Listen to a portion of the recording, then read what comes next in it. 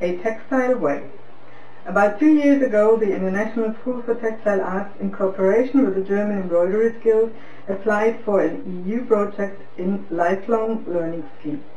Its basic aim to take a very old traditional textile craft on a journey in modern times very much appeals to us, as it perfectly matches the aim of the school and the guild.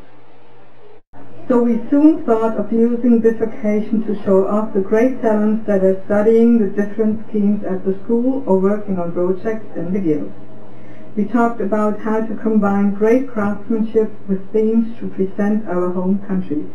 This is how we developed the idea of doing an embroidered map of Germany. It will not be a traditional wall hanging nor picture. Let yourself be surprised by the final presentation. It consists of 10 panels measuring 30 by 35 centimeters, each panel representing a city or a landscape that is well known worldwide. Each panel uses one basic technique, but combining this with all types of textile crafts to show modern ways of textile design. Rügen, Hamburg, Lüneburger Heide, Berlin, Saxon Swiss, Cologne, Frankfurt, the Rhine area, the Black Forest, and Munich.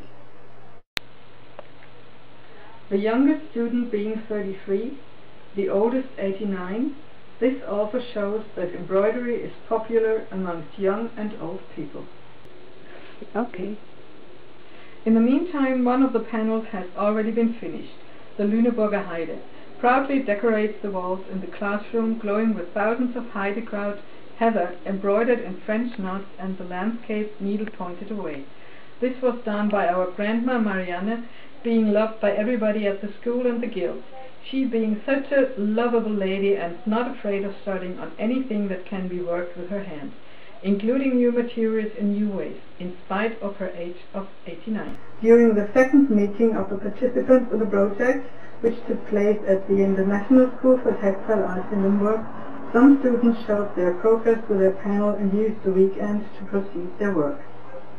All ISTA students that participated in the meeting also gave advice to the participants from other countries on how to use embroidery in our times and take advantage of the many very creative materials that are around these days. So during this weekend, many different objects developed, ranging from greeting cards, fridge magnets, to ideas for clothing and extravagant jewelry. Everybody had much fun, and we will all remember this exciting weekend for a very long time.